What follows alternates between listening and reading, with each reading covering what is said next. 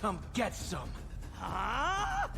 Come on, man. Don't be acting like that. I just told you who I am. It's your boy, Jabba!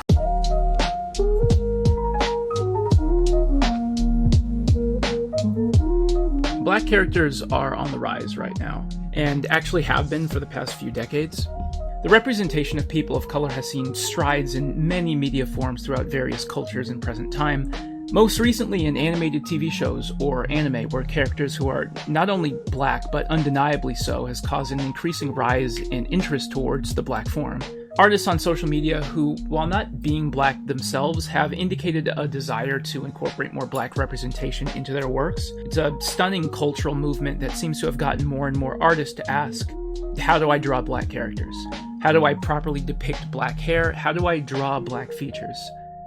If you've spent even a little bit of time asking these questions, you've most likely seen videos that provide general tips and rules on how to best portray your black characters. These rules provide guidelines on how to properly utilize black features and incorporate black aesthetics into your character designs. Things like wider noses, thicker lips, curlier hair, visual elements that do represent black people in a more complete and honest manner than certain other forms of media allow. But while these elements are all important and work in tandem with each other, it's clear that the single most important element to many people is the one that seems to be the most defining: skin tone. In my last video, I had a lot of people ask what it looks like to use those dark skin colors I mixed up on actual paintings. The key to painting any skin tones, but especially darker skin tones, is to make sure that you are keeping a keen eye on the undertones. When painting dark skin, it's important to keep in mind if that person has red undertones, orange undertones, olive undertones, or maybe even purple like the first example of skin in this video.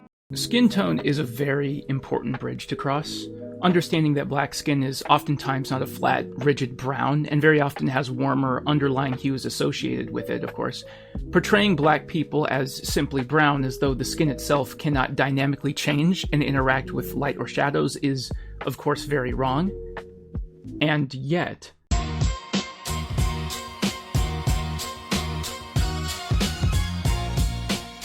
this is Kerry James Marshall, a black American artist born during the 50s in the American South and who eventually moved to Los Angeles, California, where he lived a mere walking distance away from the Black Panther Party's headquarters at the time. I don't need to tell you what about these paintings is visually striking. The black people are black. Yeah.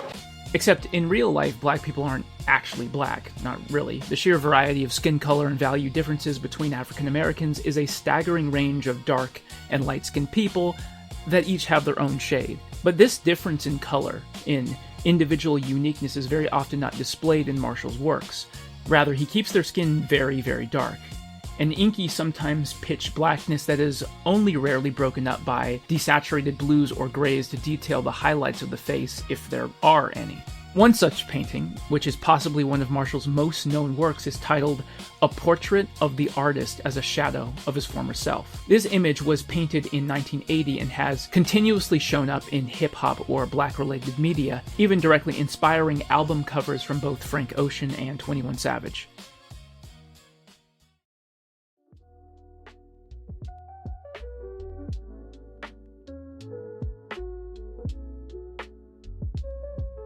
Both the portrait and Marshall's previous works ignored the rules that seem to have been set regarding the proper depiction of black skin. There is no warmth to the tones that he uses, no variations of browns with mixtures of oranges or reds within them. The sheer depth of blackness used reduces the dimensionality of black figures to a simple shape, a pure, unobstructed, untreated, and unapologetically black character.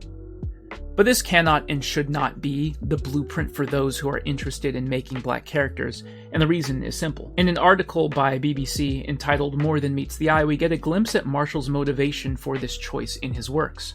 Quote, in the 60s and 70s, especially in the States, people were beginning to use the word black with a capital B to refer to themselves and their identity.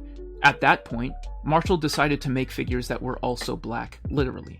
The color of black, in this case, loses all technical value in the artistic sense and becomes something more. The black in these pieces is no longer treated as a color, but as a representation of identity. A single defining characteristic that unified African Americans as a community, as a group of people. The social adoption of the capital B in black and the ink color used in Marshall's paintings were both signals of the same notion. Black pride and unity, both as unapologetic as they were striking.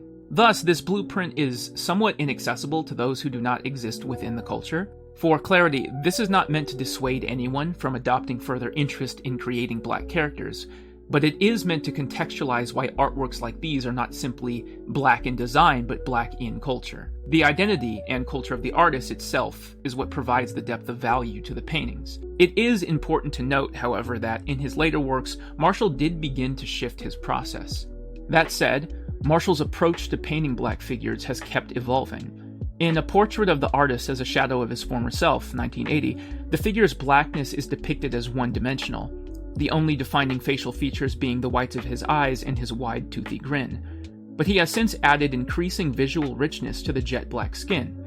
Quote, "You start with black, and then work from there to build up the most complexity you can by making the colors richer and more sophisticated," end quote, he explains.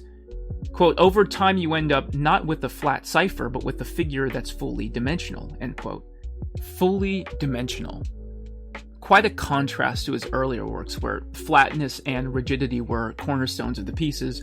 One may argue that as Marshall progressed, he began to see more and more need for the individuality of the black form. These details he would add to build dimension would serve to increase the uniqueness of each figure that he made. Of course, any and all forms of artwork can and should be critiqued if there exists value in the analysis. I, for one, can make an argument that chastises these works for its inherent lack of diversity. Black people, even existing within the same group, are not an aesthetic monolith. The importance of recognizing lighter and darker shades between the same racial groups is a valuable artistic commodity. The unification of features as a descriptor for the representation of black people can work to further heighten the notion of sameness within that group and essentializes all African Americans as the color that they are. Black people are not valued for the things that make them individually unique. It is only their race, their identity of color, that makes them useful in the piece. However, even this critique can be further explored and perhaps countered with another opposite but more charitable interpretation, one that I believe is more just and understanding in its scope. While I can't explicitly speak to the full scope of Marshall's symbolic intentions, I can nevertheless analyze such works as a black man myself. The depictions of black people, in the singular color that Marshall utilizes, giving the sense of identical entities that lack much differentiation, is perhaps the ultimate point. Black people are very rarely, if ever, seen as individuals when examining their placement in the American context. Black people are essentialized as the same singular color in these paintings, because that is how they are viewed through a social lens. To those outside of black culture, black people are often seen as representations of their race. The individual doesn't matter. Rather, their skin color converts them into a concept that is derivative of their group.